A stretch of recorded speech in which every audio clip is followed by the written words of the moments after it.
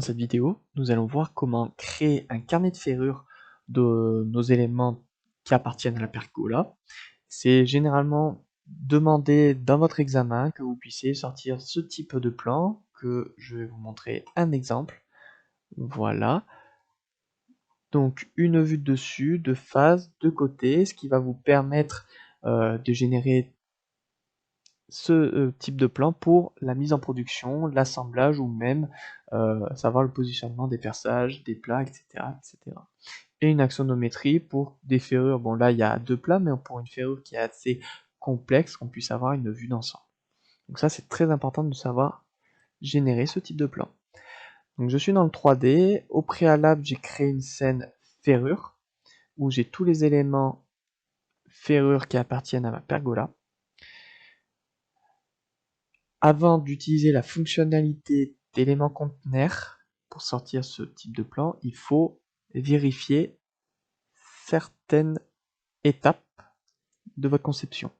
Déjà, première étape étant que, je vais mettre en joint de sélection rouge, que vos plats métalliques qui appartiennent à la ferrure soient des éléments de type panneau. Ça, c'est obligatoire. Si c'est des éléments volume auxiliaire, ça ne fonctionnera pas correctement. Il faut vraiment que ça soit des éléments de type panneau. Admettons que vous avez conçu toutes vos ferrures avec des éléments volume auxiliaire. Vous pouvez toujours, en les sélectionnant, modifier, et dans les options, vous allez pouvoir passer du volume auxiliaire en panneau.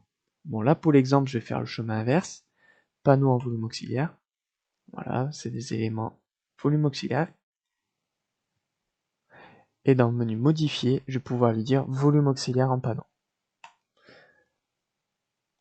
Attention, si vous faites ceci, que vous modifiez d'une propriété à l'autre, les systèmes d'axes peuvent être différentes. Voilà le système d'axe de la pièce. Épaisseur, largeur, longueur. Pour rappel, vous avez un outil dans menu modifier, options, recalculer le système d'axe. Et comme ça, vos éléments seront bien orientés. Très bien. Ensuite, ce qu'il faut vérifier, c'est que vos éléments soient joints. Vous allez comprendre pourquoi au fur et à mesure de mon explication. Donc, le fait de joindre un élément, c'est que si je sélectionne au moins un plat qui appartient à ma ferrure, l'ensemble de ma ferrure sera sélectionné. Donc, on voit pour le coup, sur cette ferrure, ces éléments ne sont pas joints. Je vais le laisser de cette façon pour qu'on puisse voir la différence. Et on verra comment joindre l'élément. Dès que nous avons vérifié ces deux étapes, on sélectionne l'ensemble de nos ferrures et on va ajouter non pas un volume export, mais un élément conteneur. On voit, et c'est une photo qui représente bien une ferrure, c'est ce qu'on souhaite effectuer. À la différence du volume export, l'élément conteneur, on va pouvoir sortir une liste, une quantité des éléments qui appartiennent à l'élément conteneur. Je ne vais pas utiliser le conteneur standard ni l'automatique. Pourquoi? Le standard, c'est qu'il va me créer un conteneur tout autour de mes ferrures que j'ai sélectionnées. Sauf que moi, ce que je veux ajouter, c'est vraiment un conteneur par ferrure. L'automatique, ça sera pareil, sauf que en plus du conteneur standard, je vais devoir refaire toute la mise en page, comme ce que nous avons fait pour le volume export. Nous avons mis à votre disposition pour les étudiants, professeurs ou même pour les nouveaux clients CADWORK en version 30 et les clients actuels de CADWORK, un container standard automatique. Donc là, je vais lui dire, mon critère c'est par joint de sélection. Nous avons mis, alors peut-être que ça sera pas de ce titre-là, le même, ça sera pas nommé de cette façon, mais vous allez avoir des containers standards où vous avez déjà toute la mise en page de fait. Vous avez juste à sélectionner à quelle échelle, enfin à quelle mise en page pardon que vous souhaitez avoir vos ferrures. Moi je vais dire du A3 portrait et je vais le nommer ferrure. Et là ce qui m'a créé c'est un container par élément joint. Et pour rappel, au tout début, ce que j'avais fait, c'est que, hop, cette ferrure n'est pas jointe, donc là, j'ai vraiment un container par plat. C'est pas ce qu'on souhaite. Je vais annuler, ajouter. Je prends les éléments, tac, clic droit, et je vais les joindre. Et maintenant, ils sont joints.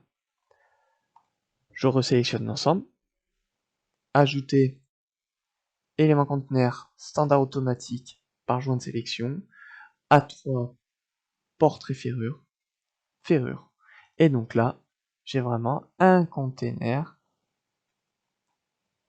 par ferrure. Très bien, ça c'était la première étape de l'ajout de l'élément conteneur. Il nous reste plus qu'à différencier les ferrures, et ça c'est pas la liste de production comme pour les bois qui le permet, mais dans exporter liste, vous avez une liste de conteneurs. Et en fait, la liste de conteneurs va vous permettre, dans les configurations de calcul, je vais décaler la fenêtre sur cet écran, dans les réglages supplémentaires, vous pouvez lui dire, mais en fait, le préfixe de mes ferrures, au lieu que ça soit container, je vais dire FE, et vous avez une prévisualisation, FE-123, voilà, donc là, ce qu'il va faire, c'est FE1, FE2. Ok, je numérote. Ok, donc je suis obligé de numéroter mes éléments. J'ai bien deux ferrures différentes. Si je fais afficher les attributs dans mon 3D, que je vais dans les réglages, je lui dis pas le nom, la section, je lui dis le container. On voit bien que j'ai FE1, FE2. Donc FE1 pour les ferrures en pied de poteau, FE2 pour les sabots qui sont au-dessus. Et tout ce que j'ai à faire maintenant, exporter plan. On va juste faire une petite parenthèse dans les réglages de l'élément conteneur. Hop, je vais prendre container V30.